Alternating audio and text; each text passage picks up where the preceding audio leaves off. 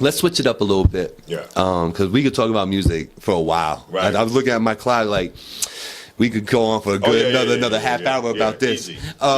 So, but let's switch it up. Let's just talk about life real quick. Let's talk about what sports you into nowadays. What's the main sport for you? Baseball. Baseball? Yeah. Is it really? I'm a Yankee fan. Okay, yeah. Yeah, and my cousin is actually Gary Matthews. Oh, okay. Yeah, he used to play for, his pops played for the Braves, and then he played for his son, played for the Angels, California Angels, and then he went over to Seattle Mariners, I believe, and then he played for the Mets for a little while. Oh, okay, yeah. I remember the name. The name rings a bell. Right, Gary right, Matthews Jr. Yep, yeah, yep. no, that's what's up, man. So, And I like football, too. Yeah. Giants fan. Yeah. He was Giants a Giants fan. Yeah, that was tough for us this year. Oh, yeah, definitely. You know, that was tough They for got to us. figure that out. They do. Yeah. They do. I mean, and everybody likes to like blame Beckham and this and Eli. It's not that. Right. To me, football is always one on the lines. Right. D-line, O-line. Right. And we don't have that. No, we don't have that. Okay? Yeah, they got to figure that out. It's that simple. You know what I mean? So Right. shout out my man Dan Hughes out there. He's not even an Eli fan, but he'll stick up for him from time to time because it's like, I know it might look like Eli's fault. Right. This is not Eli here. No, yeah. you know, not. It's not Eli. Not. It's Trust a team, me. a team. You know, Team. you guys got to catch the ball. You guys got to protect your quarterback. Right. You know what I mean? So, whatever. How about? And I think I want to guess where you're gonna go because I don't really guess too many times. But Yeah. I'm gonna guess two different things here. But Yeah. let's talk about food. Okay. But I'm gonna say that your favorite kind of food is Spanish food, or I had two, right? What's the other one? Jamaican food. No.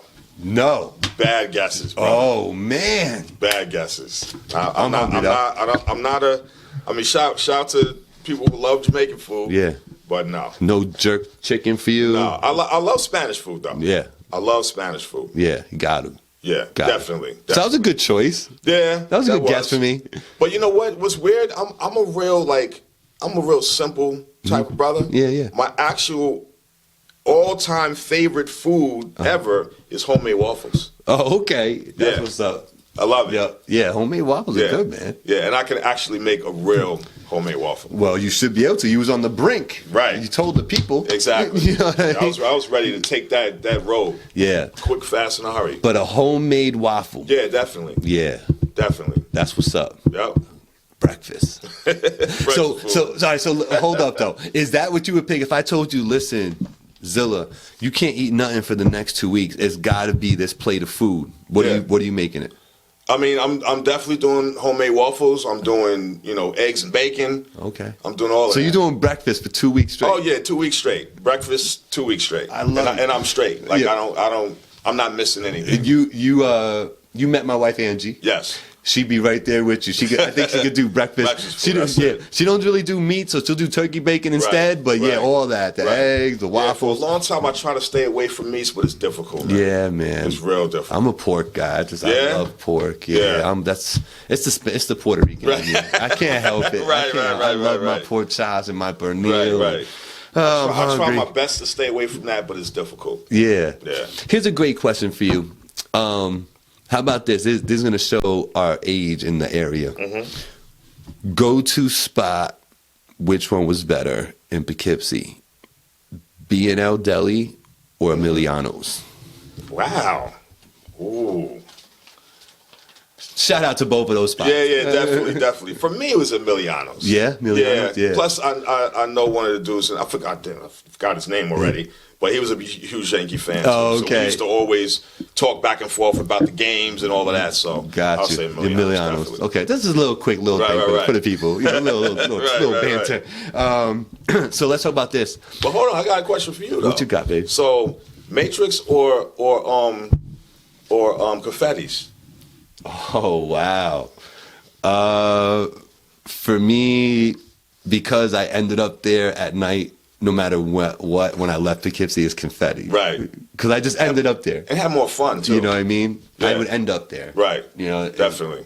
It's just the way it was in Poughkeepsie. If you was out late, it was Thursday or Saturday. Right. You kind of I'm gonna drive by real quick before I leave. Right.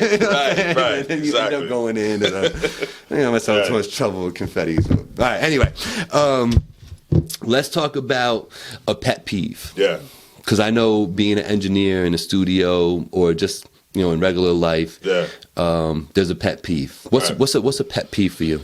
If we're talking about in the studio, just music. Yeah. When and I'm just gonna say it, man. Yeah. When artists come to the studio and they think they know it all. They think that what they're doing is super, super great. Mm-hmm. You try and direct them and try and give them. And I won't say, and I'll be honest with you, 90% of the artists that I do work with at Drumline, they're very, acceptable to, just working input and everything. Yeah. But there's certain situations where they just think they know it all. And they'll go in the studio, notes are off, tone is not really, and then when you try and direct them, they're just like, oh, whatever, I got it. And a lot of times they even catch an attitude. Right. So at that point, you kind of fall back a little bit and just let them do their thing. But I just feel it's detrimental. Yeah. You know what I mean? Because with anything that we do, I'm learning every single day. Yeah. It's not a day just because of all this experience I have. Okay, yeah, that's great. Yeah. But I don't put that in front of me and let that define me and say I'm great because I work with this one. Right. No. You have to learn. You got to continue to learn every single day. So even in the studio when I'm working with an artist, instead of me just saying, okay, I'm gonna put this plugin on and that's it, this is the end of the session. I kind of search a little bit. Okay, how can I make this vocal better? How can I make this sound a little bit different from yesterday? You know what I mean? That's important to me, man. And especially when you're young, coming up in this game, you have to have that mentality because, you have so many more years ahead of you. Right. So if you just think you're a know-it-all right now and that's it, then you're never going to get anywhere. Right. You're never going to progress. Right. If you think you know everything, you won't try to learn more. Right. And you'll think everybody else is stupid. If you find yourself going, why is everybody so stupid? Right. I want you to pause. Right. And realize it's not us. Right. It's you. It's exactly. Absolutely. It's not everybody's not stupid. Right. Trust me. Right. Right. Trust me. Let's talk a little bit about that because a big thing about studio work and being in the music biz and really any business really is big on networking. Yeah. You have to network. Yeah. Like you've been saying it this whole time. Yeah. That the only reason why you have some connections and have famous people on your phone is because you've been working and networking. Right. Right. Absolutely. So anyway, moving on a little bit, let me ask you, and this is going to be a great one for you because this is my favorite question of Voice of the Valley. Yeah. Okay. Tell us about a time, and maybe the first time, but tell me about a time that you felt like a star. Wow. So I did a record for Styles P. It had a bunch of artists on the record as well, but for somehow it got to K-Slay. Oh, okay. Yeah. And as we all know, K-Slay's on Hot 97. Yes. So, I'm just doing my regular, just trying to figure it out. And I get a text from a good friend of mine. Actually, I got two texts. Bro, yo, turn on Hot 97. Oh. I'm like, what? Yeah. Turn on Hot 97. He's shouting my name out. Oh, okay. Produced by DRAWZILLA. Yeah. Now, it's one thing just playing the record. Yeah. You know what I mean? Yes. Because if he would have just played the record, it's one thing. Nobody would have known that I did it. Right. You know what I mean? I wouldn't have gotten texts. I wouldn't have got phone calls. Right. I wouldn't have got tweets at the time. None of that. It would have just been, oh, this nice song. Yeah. How about if I tell you that he played it 8 weeks in a row? What? And shouted my name every single time. There you go. Yeah. That worked. So that right there was the turning point for me as well. I mean, I had multiple turning points. But that was a great turning point because then the recognition was there. It's not only just me doing all of this work, but the recognition on a higher level. Yes. So, and it's not like he's on daytime, with Angie Martinez, but at that particular time, you know, because of the type of music that I was doing, and he was on at midnight, Mm-hmm. you know what I mean? The streets was listening. Mm-hmm. So the Vados and the Noris and all these people was listening to the music. So, yeah, that's what's up, man. Congratulations to you and salute to you. That's a great accomplishment, man. That's awesome. To me, that's awesome. It has been a pleasure to finally get you on the show. And then, I asked you things like my favorite question, and you mentioned somebody again who's a legend in the game who you worked with, Styles P. Right. What else you got up the sleeve, man? Come on, man. Who else you been working with, man? Tell the people. I did 3 records for Sheik Luch. Okay. Actually, Sauce Money is on one of the records.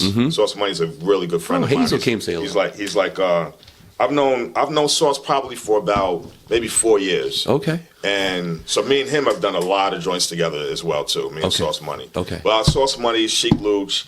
Wow.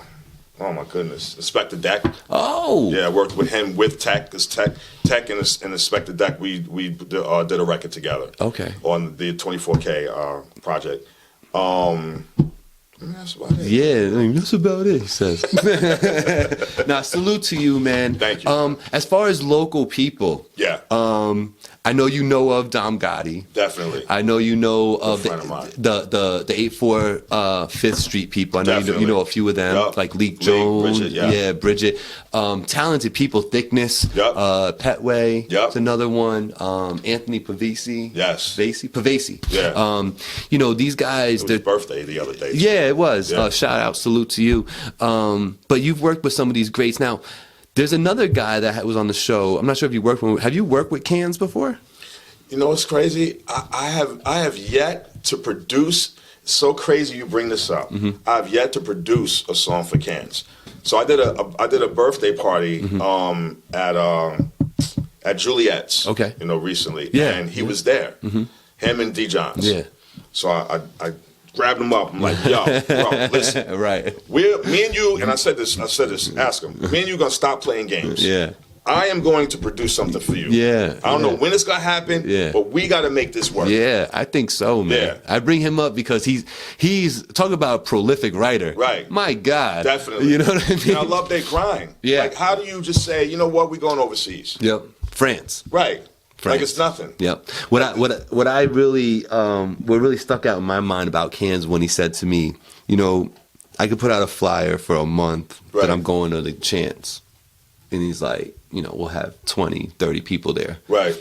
They put out a flyer in France 3 hours before the show. Can's gonna be there. It's Crazy. like 2,000 people in there, and I'm like, I need the 845 to be like that. Right. I need the 845 to be like that. So, yes, I think you need to work with Cans. I think Blackout would be another one. Definitely. But yeah, no, there's some great artists, and I hope that producers like you, and this for anybody watching, are looking at Voice of the Valley and going through the catalog, because I'm literally bringing up all the people who I think are dope. Right.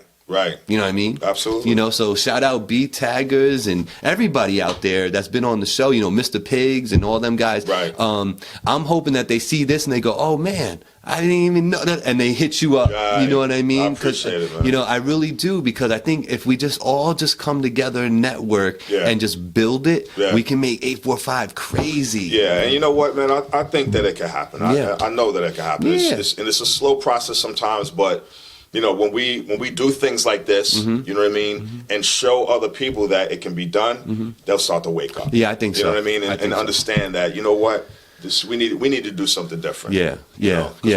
The problem is that we just keep going on in cycles and nothing's happening. So we got to do something. Yes. So, we got to keep progressing and just moving forward. Definitely. And that's what we're all about here at Finally TV. So we're going to bring this to a conclusion. But before we do that, I'd love for you to look into the camera. Yeah. Let's tell them about Producer Synergy. Let's tell them where they're going to find you. But more importantly, I want you to tell them at the end exactly how they can support DRAWZILLA, Drumline Studios, and all that stuff. Right.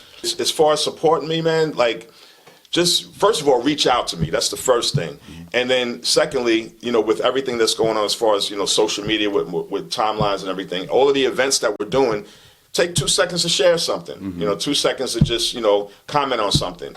And, you know, that's how you could do it. Got you. It's easy enough. It's not asking you for an arm and leg. Just, you know, that little bit. Share this. Talk about that. Tell them to subscribe. Tell them they can go to the studio. You know, that's how we do it here on Finally TV. So, he is DRAWZILLA, man. Thanks for coming on the show. You, man. I really appreciate you having me, man. My pleasure. We'll do it again sometime for sure. But, ladies and gentlemen, Finally TV, Voice of the Valley. We out of here. Let's go. We drinking, man. Play with my money. You don't wanna do that.